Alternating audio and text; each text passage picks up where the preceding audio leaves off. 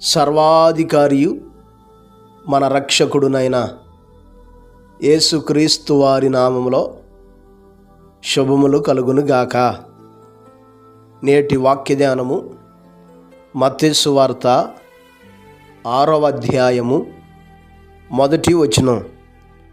మనుషులకు కనబడవలెనని వారి ఎదుట మీ నీతి కార్యము చేయకుండా జాగ్రత్త పడుడి, లేని ఎడల పరలోకమందున్న మీ తండ్రి యొద్ద మీరు ఫలము పొందరు. ప్రియులారా, ఈ కొండ మీద చేస్తున్న ప్రసంగములో దేవుడు తెలియచేస్తున్న మరి ఒక సత్యం ఇది. మనుషులకు కనబడవలనని వారి ఎదుట మీ నీతి కార్యాలు చేయొద్దు అంటున్నారు ప్రభువారు. మనుషులకు కనబడవలనంటే మనుషుల ముందు గొప్పగా ఎంచబడటం కొరకు, మనుషులు ఘనత పొందుకొనటం కొరకు, మనుషుల మెప్పు పొందుకొనటం కొరకు మనం ఏ మంచి కార్యాలు, ఏ నీతి కార్యాలు మనం చేయకూడదో.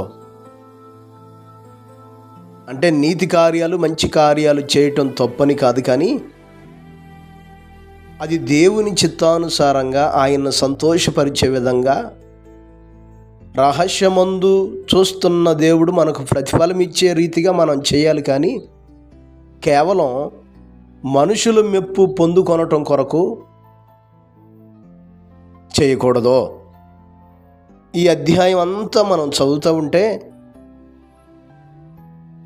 మనుషులకు కనబడవలనని, మనుషుల ముందు ఘనత నొందవలనని మీరు ధర్మం చేయొద్దు అంటున్నాడు. మనుషులకు కనబడవలనని మీరు ప్రార్థన చేయొద్దు అంటున్నాడు.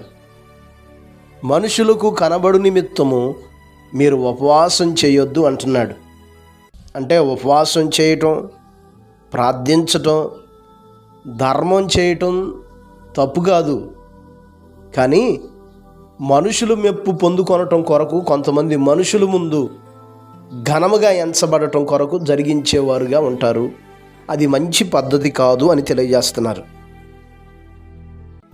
పరలోకమందున్న దేవుని ఎదుట మనం ప్రతిఫలం పొందాలంటే ఆయన తెలియచేసిన క్రమంలో నీవు ప్రార్థన చేసేటప్పుడు మనుషులకు తెలియాల్సిన అవసరం లేదు. నీవు ఉపవాసం ఉన్నప్పుడు మనుషులకు తెలియాల్సినటువంటి అవసరం లేదు. నువ్వు ధర్మం చేయనప్పుడు మనుషులకు తెలియాల్సినటువంటి అవసరం లేదు. పరలోకమందున్న తండ్రి, పరలోకమందున్న దేవుడు ఆయన ప్రతిఫలం ఇచ్చే రీతిగా మనము జరిగించేవారుగా ఉండాలి. ఈ మాటలు మనం యోచన చేయాలి.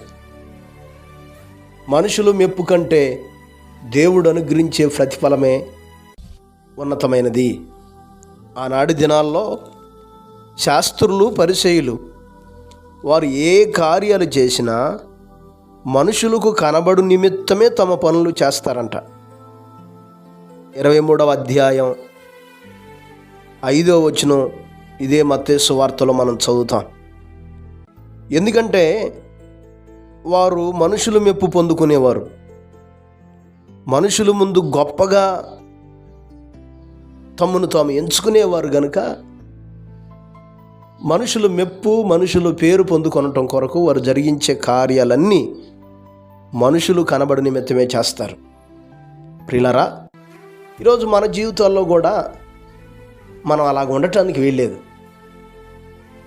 మనుషులు కనబడటానికి మంచి పనులు, ధర్మకార్యాలు, గొప్ప కార్యాలు చేయటం కాదు. పరలోకమందున్నటువంటి తండ్రి మనకు ప్రతిఫలం ఇచ్చేటట్లుగా మనం ఏ కార్యమైనా జరిగించాలి. ఎఫెసీ పత్రిక 6వ అధ్యాయం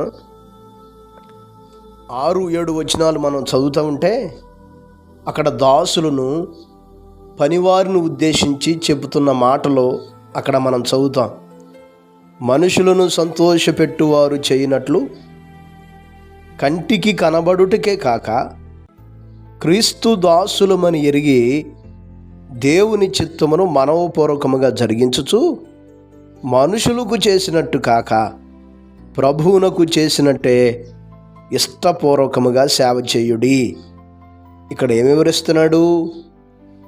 మనుషులను సంతోషపెట్టినట్లు, మనుషులు కంటికి కనబడేటట్లు కాక దేవుణ్ణి సంతోషపరిచేటట్లు, దేవుని చిత్తమును జరిగించేటట్లు, రహస్యమందు చూస్తున్న దేవుడు మనకు ప్రతిఫలం ఇచ్చినట్లు ఈ కార్యాలు, ప్రార్థనైనా, ఉపవాసమైనా, ధర్మమైన రహస్యముగా కేవలం దేవునికి మనకు సంబంధించిన పని అని తెలియజేస్తున్నాడు. కనుక ఈ మాటలు వింటున్నటువంటి మనం యోచన చేద్దాం. ఈరోజు మనుషులు మెప్పు పొందుకొని దేవుని ఎదుట ప్రతిఫలం పొందుకోలేకపోతే మన క్రైస్తవ ఆధ్యాత్మిక జీవితాల ద్వారా మనం ఏం పొందుకోగలం? కనుక దేవుడు అనుగ్రహించే మెప్పును పొందుకుందాం, దేవుడు అనుగ్రహించే ఘనతను పొందుకుందాం, దేవుడు అనుగ్రహించే ప్రతిఫలాన్ని పొందుకుందాం. ఆయన్ను సంతోషపరిచేవారుగా, ఆయన చిత్తాన్ని జరిగించేవారుగా మనల్ని మనం సిద్ధపరుచుకుందాం. అట్టి సహాయము దేవుడు మనకు దయచేయును గాక. పరిశుద్ధుడైన మా దేవ, గొప్ప కాపరి, అపారమైన మీ ప్రేమను బట్టి, ఘనమైన మీ నామాన్ని బట్టి మీకు స్తోత్రాలు, వందనాలు తెలియజేస్తున్నాను. ఆయన ఈ ఉదయకాల సమయంలో మీరు మాతో మాట్లాడుతూ వచ్చారు తండ్రి. మా జీవితాల్లో మేము మనుషులు మెప్పు పొందుకొనటం కొరకు, మనుషులకు కనబడటానికి ఏ కార్యము జరిగించకుండా అయా పరలోకమందున్న దేవుణ్ణి సంతోషపరిచినట్లు నాయనా, మిమ్మును సంతోషపరిచే జీవితాలు, మీ చిత్తాన్ని జరిగించే జీవితాలు మీరు మాకు దయచేయమని ప్రార్థిస్తున్నాను తండ్రి. స్తోత్రాలు. ఈ మాటలు వీక్షిస్తున్న ప్రతి నీ బిడ్డను మీరు జ్ఞాపకం చేసుకోండి. మీ సన్నిధిని తోడుగా ఉంచండి. ప్రతి ఒక్కరిని బలపరచండి ఆయన. మీ కృపలతో ఆవరింపచేసి మీ సన్నిధి కాంతి ఉదయింపచేసి మీరే నడిపించమని యేసు నామమున అడిగి వేడుకొనుచున్నాము తండ్రి. ఆమేన్. ప్రభు కృప మీకు తోడయ్యుండును గాక.